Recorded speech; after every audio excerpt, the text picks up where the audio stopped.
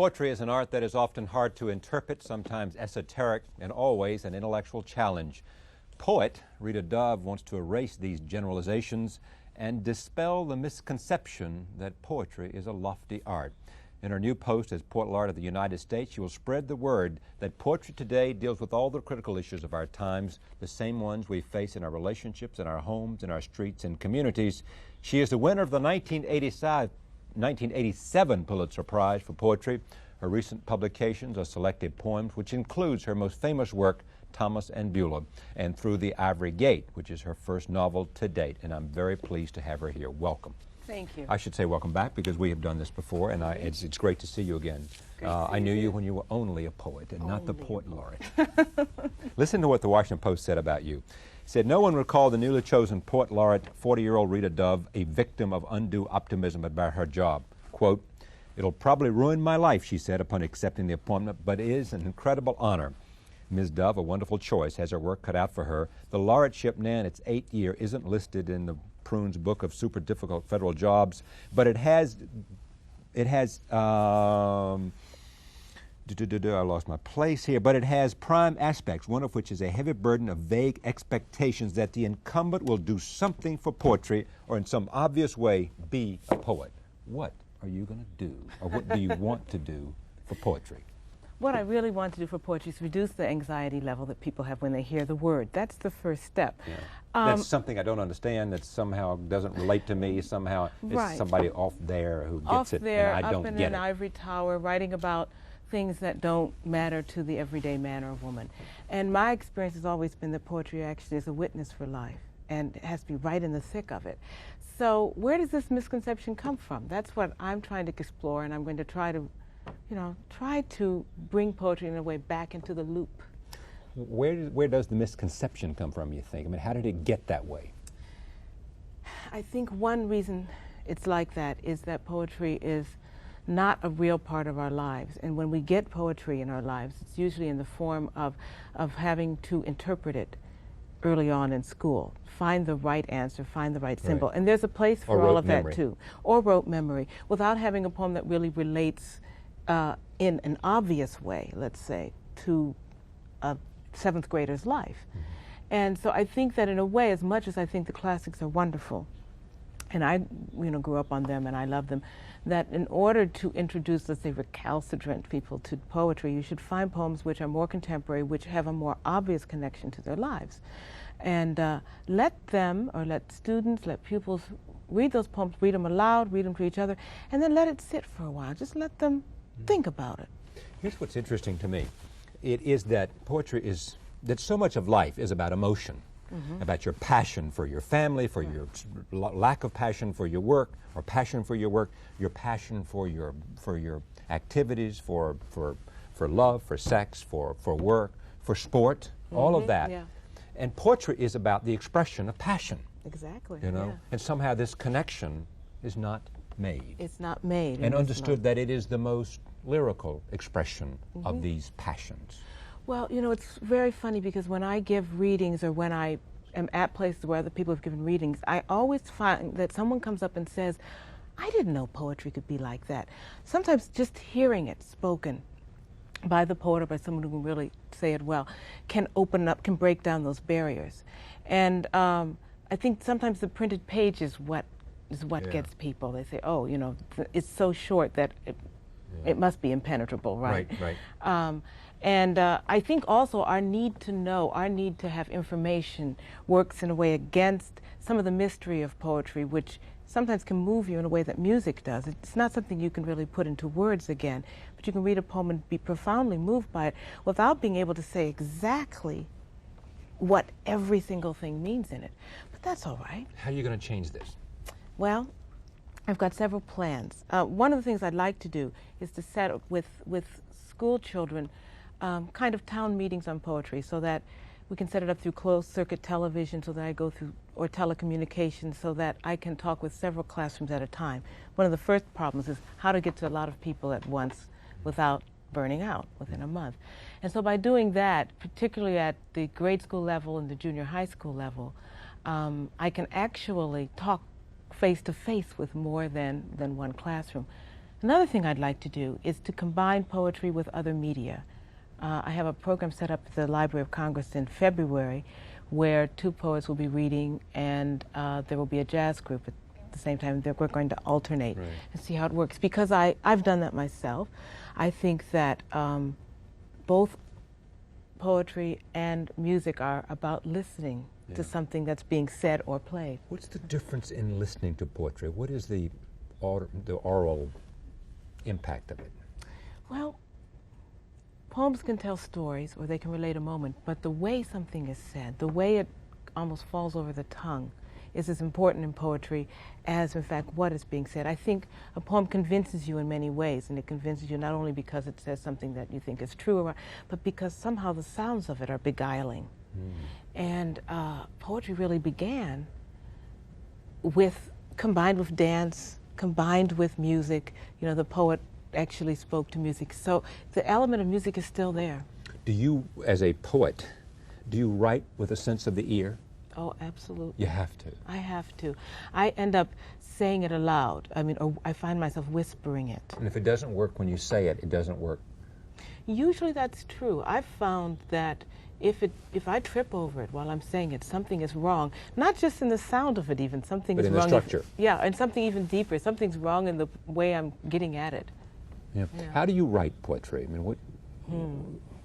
How does one write it, or how do I write it? How do you write? I write in bits and pieces.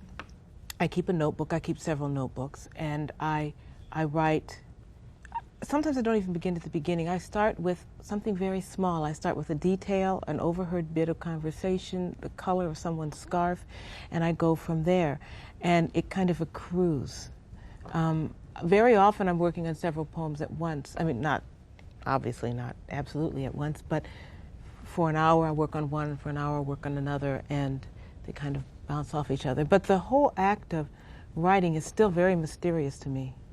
You know, there's always a point, if it's going to work, where everything seems to suddenly come together, and then I'm writing as fast as I can. You mean, and sometimes it doesn't come there. And so the mystery is that it's not on call. It's not so much that it's not on call, though you could think of it that way, but just that I haven't found the right way to get at what I'm feeling or what I want to relate, and sometimes that requires just patience.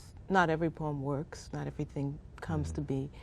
Sometimes it takes as long as 2 years. For one poem? Now, how much did the poem that won the Pulitzer Prize for you? Gee, Thomas and Beulah took about It's about your grandparents? 4 years. Is it? It's about my grandparents. Right. It's about my grandparents. It tells the story of their lives in 2 sections.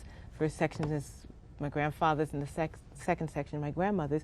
And it took me about 4 years all told to write the poems that made up that book. And what should I come away from that with? What I really wanted to try to do in that book particularly was to show that these are 2 very ordinary people who go through their lives at a pretty turbulent time, you know, in American history, from the 20s and the Great Migration on through, you know, the Depression and the war, World War I, World War II. And I wanted to show how ordinary people live their lives against the face of history with a capital H. So what I wanted people to come away with is a sense of their interior lives, their disappointments and hopes as normal people, but knowing that this happened at particular times and that also impinged on their lives. Before we get through this, is there something you can read for me that you have of yours that I read here? I don't know whether we have this. Sure. We didn't have this set up, but I want to think about that. But I've got some more questions I want to play. Okay. You play the cello. Yeah. Yeah. Does the fact that you're good at music and you have an ear make you a better poet? Well, I can't imagine being the poet that I am without the musical training that I have. But I know poets and I know writers who are not musicians and you don't want to who be have a good saying ear. you're not a good musician. I think it has a question. It is something about having a good ear. It's not necessarily a good musical ear, but a good ear for words and how they sound. I haven't met a poet yet who didn't love actually just the words themselves, words that sound exactly like what they mean. Some of us sit here and say, how do you tell, and this is so silly question, but how do you tell good poetry from bad poetry? What's the mark of good poetry? What does it have? Yeah, Well, it's not a silly question because we've been dealing with this for, time immemorial, and it changes. I think what people assume is good or believe is good changes over the years, which is why the canon shifts all the time. But I think on one very basic level, I think that what moves a reader to stop for a moment and pulls them away from their life and actually haunts them for a little while must have something good in it. That's on the very level of, what you like is good. But I want to emphasize that it should haunt you for a while. It shouldn't be it shouldn't be something that's, it feels good, because that's just like fast food. It doesn't really haunt you. It should haunt you. It should accompany you, let's say. Yeah, it should be reverberating inside your heart and then inside your brain as well. Right. And you constantly come back to it. Yep, exactly. Read me something that you may have there. I don't know if this is the place, but... Sure. Let me read a poem that comes from Thomas and Beulah. This is in my grandmother's section. And she has several children and is experiencing this moment of frustration as a mother when she has absolutely no time to herself. Okay. Daystar. She wanted a little room for thinking, but she saw diapers steaming on the line, a doll slumped behind the door. So she lugged a chair behind the garage to sit out the children's naps. Sometimes there were things to watch, the pinched armor of a vanished cricket, a floating maple leaf. Other days she stared until she was assured when she closed her eyes she'd see only her own vivid blood. She had an hour, at best, before Liza appeared pouting from the top of the stairs. And just what was Mother doing out back with the field mice? Why, building a palace. Later that night, when Thomas rolled over and lurched into her, she would open her eyes and think of the place that was hers for an hour, where she was nothing, pure nothing, in the middle of the day. That's wonderful. Thanks. When you think about where this process of what you have to do, are you getting any support in Washington? There's this whole notion of, I think it was your predecessor said, I can't get out of here fast enough. Yes, I know. Well, Washington can be frustrating because, of course, Washington the circles are all political and everyone has their own agenda. And we just heard Bill Styron, you may have heard the portion when he preceded you at that chair, in which he said that one of the things that he was impressed him about this president, at least, the number one person, and the First Lady, was their love of books and the love of literature. Is that going to make a difference now? I think it'll make an incredible difference. I think that one of the reasons for the frustrations of past laureates, in a way, had to do with the attitude of the administrations previous to literature, it was something suspect almost. And the Clintons have opened their doors to literature, witnessed by the fact that their first dinner of state was for the winners of the National Medals in the Arts and the Charles Frankel Awards for humanitarian scholarship. And I think things are changing, and of course the inaugural poem given by Maya Angelou. Yeah. What impact do you think that has? She was here recently and talked about, and talked about the poem and what it had meant for her. What impact do you think it had on the inaugural? I said to her at the time that more people remember her reading of the poem than they remember his recitation of his speech. Well, I think it gave people an incredible sense that millions of people all at once, that, my gosh, poetry, I can understand this. This means something to me. This means something about my country. And I've witnessed through the country, people that I've met, when they find that I'm poet laureate, they ask me about Maya Angelou, and they always quote a line here or there. They say, I kind of like that. I never really had much to do with poetry, but I kind of like that, and I think that's the highest praise you can get, right? Now, do you get an office and a home and the staff and a lot of other things going with this, or they just sort of, you go on with your normal life, but you are officially the Poet Laureate of the United States? No, they do. There's an office, a beautiful office in the Jefferson Building of the Library of Congress, overlooking, in fact, Congress, so that you feel it's kind of nice, and a staff. And they're really very willing to help. And what's required of you? What's required of me is to plan first of all, to plan a literary season for the Library of Congress. Second of all, to advise the librarian in matters literary, and particularly with poetry. And then the vague part is to promote the cause of poetry and literature Which throughout is what the we've been United talking States. about. Right. Yeah, how do you do that? And, The interesting, some of the other people who've been Poet Laureate, Archibald MacLeish, wasn't he Poet Laureate? Well, no, he was Librarian of Congress. Librarian He of was Congress, Librarian of actually, Congress, but a fine poet as well. Yeah, but a fine, and he also did something else. He wrote both prose and poetry. Right. And so do you. Yes. So that brings me to Through the Ivory Gate. Does being a poet, having a facility with poetry, help you when you write prose? I mean, does it give you a command of language and a command of rhythm and a command of something that makes prose writing easier? I think it did for me. I mean, I think if you compare it to a musician, someone who plays the piano very well will have an easier time perhaps learning to play the saxophone, though of course they're very different. They're all those things. And also an interesting way, jazz artists will say that the fact that if they have a grounding in classical music, they're better off. I mean, they're better. They can be improvised better if they have a deeper understanding of the variations of serious music. That's true. And I found that in writing the novel that all of my practice, you can say, with poetry helped a lot. There were things, of course, that I didn't know, and I had to learn. Chronology, flashbacks. What do you mean chronology? Chronology, just making sure, having a sense of the novel as a whole. The novel takes place 1 month. It takes place in October in the mid-'70s. So there were several things I had to bear in mind, even though they may not crop up in a novel. Just the sense of the times, when certain things happened. You know, when did Watergate happen during her life, and also when Sundays fell in the month. All of that stuff, which some of my novelist friends seem to be able to do without writing down, but I had to keep a color-coded chart in order to make sure that... You have written both in prose and poetry about the African-American experience in America. Do African-Americans, you think, feel that charge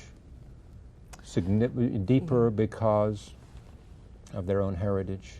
I think it's an individual thing. I don't find it a charge necessarily, but I find it... An imperative? I find it a given. Right. I find that if...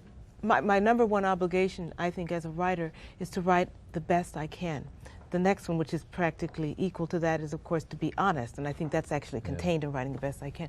To be honest and write the best I can means that I think I will write about the African-American experience. It doesn't mean that I have to write about it in everything that I do. I mean, there are other aspects of my personality or of poems which deal with other people that have nothing to do with the African-American experience. But it most of all is what you want to express and what you want to bring to bear your own talent too. Sure. Because? Well, because it is a part, first of all, because it's a part of my life. It's what I know best, and also because I think it is very important for all of us to understand that our differences are not things that are threatening, but that in fact our differences are things which will help us understand each other better. And my experience has been that people who read, you know, also understand other people better. You know, they can fly a little bit better in the face of things which they aren't quite sure of. It gives you another life. It gives you many lives. You know. We talk a lot about in the film business, in the motion picture business, about opportunities for black actors, black directors, black producers to make films that speak to the black experience in America. Right? Yeah. Do we? What about writing? What about literary work? Is there an opportunity? Are publishers welcoming those kinds of work products and those kinds of authors? Yes, they are. There's no racism or barriers to getting an opportunity for people who speak to the African American experience to have an opportunity to do it. Yeah, I think, well, there are subtle barriers. I think that on the whole, this is a wonderful time to be writing as an African American or as anyone of Why? I think that we as a country have finally grown up enough to understand that all ethnic variations that we have, that all of us are human beings. There is less of a feeling of having to prove something, just simply proving that yes, blacks have feelings and yes, they can do this and that, but that's a given, and then we can go on from there. So that there is a feeling of latitude. You can write something where an African American, there's a villain. I mean, there have to be villains sometimes in pieces, but not to feel that imperative of presenting everything in a rosy light, but to have differentiated characters. And you see it everywhere. I mean, I think you see it in the proliferation and interest in writers like Amy Tan, and Toni Morrison, of course, you know, got the Nobel Prize just recently. Great. And what does that mean for you think for well, what is it? it's well, role models and in terms of yeah, it's first of all, it gives an incredible signal to young people that it is, first of all, possible. It's possible to write very specifically out of one's own experience, and have some guys over in Sweden say, this is great literature and we understand this too. I think that's really one of the profound things that happens with the Nobel Prize. I'm going to say that no matter how detailed this story is about a particular group or so, it still speaks to the human experience, and that's... Yeah, and your experience is relevant to... Right, that experience is relevant to, you know, a farmer in Iowa or, you know, or a mountain climber in Nepal. Yeah. What are you reading now? Gee, right now I'm reading a book called Smyrna's Sense of Snow. I think we're heading towards snow. It takes place in Greenland, and it's really a fascinating book. And with poetry right now, gee, what am I reading? I have been rereading Keats, actually. Why Keats? I don't know. Yes. I felt like it was time to reread Keats. No, I felt, I don't question myself in that way. You know, you just felt like I just felt it was time to go back and read some stuff again. What happens how long is your appointment to be Poet Laureate? The Poet Laureate appointment is for 1 year with the possibility of renewing it. Yeah, but I mean, over a number of years, or you just get one renewal? Just one renewal. Yeah. Right. And then you'll go back to Philadelphia, or go, where will you? Well, I will go back then to the University of Virginia. Right. Where I teach, and though now I'm not teaching now, but I'm doing stuff with graduate students and doing independent studies, so I'm still there. I'm commuting back and forth to Washington. From Charlottesville to Washington. That's an easy commute. Yeah. It's an easy commute. The President did that commute when he came in on inaugural day. That's true. Thomas Jefferson has done it too. I don't know why I said Philadelphia, but can you write while you're doing this? Can you continue to write and continue to? Well, it remains to be seen. I have written a couple of things since. You took this Since job. I took the job. Poetry or prose? Poetry actually. And so I'm optimistic. I don't think I'll be able to write as much as I want to, and that was contained, I think, in that comment of mine, this will probably ruin my life. I was thinking this will ruin my writing life. As I remember, what did your father say when you first told him? Oh, when I first told him that I wanted to be a poet, he said, well, I don't understand poetry, so don't be upset if I don't read it. Yeah. Which I thought was perfectly legitimate. Yeah. Is he still alive? Yes, he's still alive. And did he learn to read it, and did he come to appreciate it and like it? Mm-hmm. And what did he say when you told him, not only were you a poet, but you were now the Poet Laureate, you were the boss poet of all America? Well, I don't think it was words, actually. I think it was more of a gasp or something like that. It was quite something. Yeah, and your mother? My mother was ecstatic. She's still alive as well, and just kind of, oh, Rita, I thought we could retire in peace and quiet. I said, no, we can't do that yet. Our daughter's gone off and become even more famous. They're handling it well, though. Yeah. It's great to have you here. Thank you very much.